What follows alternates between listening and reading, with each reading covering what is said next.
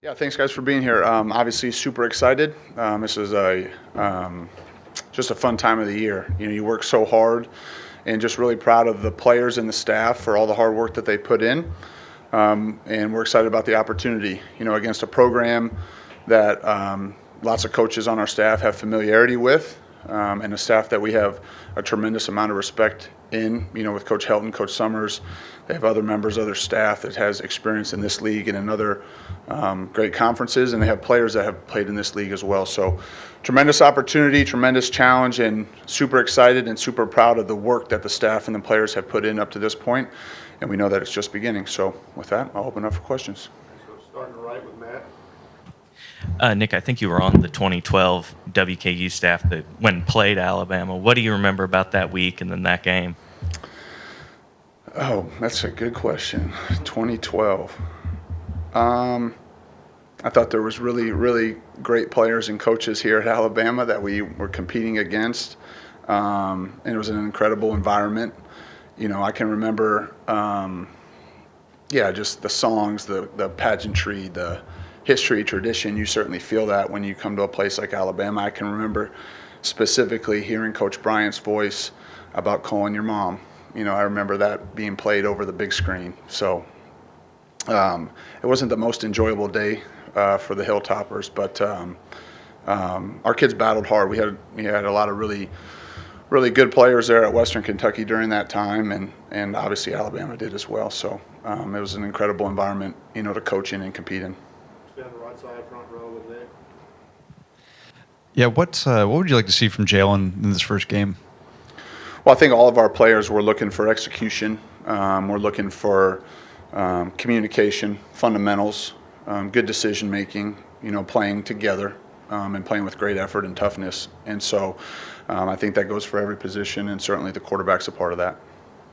All right, go to the left side, Tony.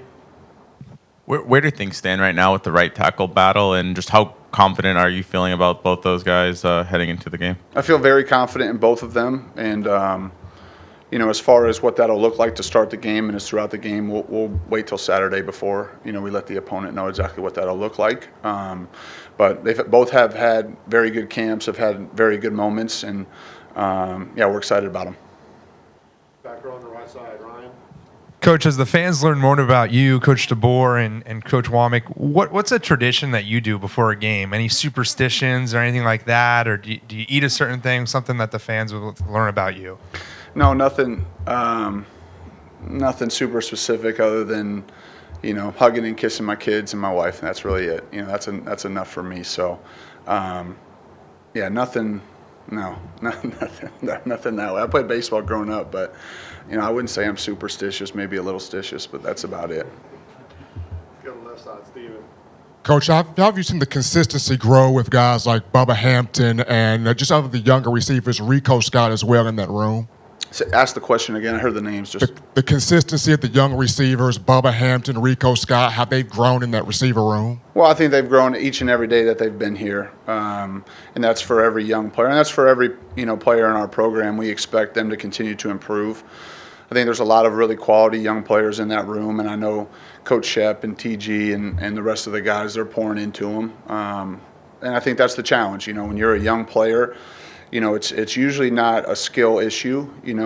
Those guys can run and can jump and can catch and cut and all the things that's why they're here. But we're trying to help them just become complete players each and every day. And, the guys that you mentioned, there's others in that room as well that are coming along. And their mindset's been great. Their willingness to work and be coached has been great. And so we expect big things out of, not just those guys, but other young players in that room. Stick on the right side with Emily Grace here. Coach, continuing on the wide receiver discussion, what checkpoints do you want to see them reach in game one? I don't think there's anything specific to them that's different from the rest of the guys. Kind of to the question about Jalen, what we're looking for in the first game. We want to play winning football, and I think that comes down to doing the simple things really well. And so for all of those guys, specifically for wide receivers, you're looking for them to line up quickly, execute their assignment as fast as possible, make the simple plays, and when opportunities for big plays or their talent to take over, you want to see that come out. But ultimately, I think for all the positions, you want to see just simple execution, good communication, good fundamentals, alignment, assignment, technique, those types of things. That's what we're looking for. Right side here, Charlie. Speaking of communication, just how have you seen the offensive line come together as a group over the course of 20-plus practices? I think there's been tremendous growth in that group. I think the leadership there, led by Tyler Booker, has been outstanding. I think the accountability in the group is high. I think there's a lot of pride in that room, and so they've continued to improve and get better. I think the camaraderie and brotherhood in that room has grown. I think you see guys that genuinely care about one another. I think you see guys that are willing to confront and demand each other because they know that they trust those people. They know that each one of them has each other's best interest in mind. And so, there's been a lot of growth, and I think Coach Cap's done a great job, as well as the other young coaches in that room. They've done a really nice job. Jump on the far left side there. Hey, Coach, from a health standpoint, can you just give us an update on the status of running back Jam Miller, Jaden Roberts, and other dudes that were just nicked or banged up throughout fall camp? Can you just give us a status update coming to the game? I appreciate the question, but no. I'll let Coach handle all those questions. But, I'll let Coach DeBoer talk about any of the status of the players. But I appreciate and respect the question. Let's go stay on the left side. Katie in the front row. You've been with Kalen at a couple of different stops, and a lot of things people have said throughout fall camp is kind of how steady he is. He doesn't get too up or down, but is there kind of a shift you see in him once game week comes around, or maybe when the season comes around and getting the game plan ready and stuff like that? Honestly, no. And I mean that it's a tremendous compliment to him. His attention to detail, his intensity, his focus is steady all the time. And it's a tremendous quality in a leader, in a person. And so, no, I don't, we don't get to game week and then all of a sudden you see a different person, not at all. His attention to detail is year round, each and every day in all areas of our program. And so, maybe your focus shifts to different, parts of, what you're responsible for relative to schematics or, putting together a game plan. But the attention to detail is steady all the time, in all areas of our program. We have time for another one or two questions. If there are any out there. All right, Coach, good. Oh, do we have one? Jamie, go ahead. Yeah. Sorry, Jamie. Hey, Coach. Saban on game day talked about how he visited the second scrimmage, and he said the culture is still the same right now as it was when he was coach. Can you describe the culture here at Alabama? Well, I think it's one that's, constantly evolving with each new group of players. I certainly think, I appreciate Coach saying that. That's important to us, and we have a tremendous amount of respect for, what he did here and the standard and the expectations that he's created along with the other former players and former coaches.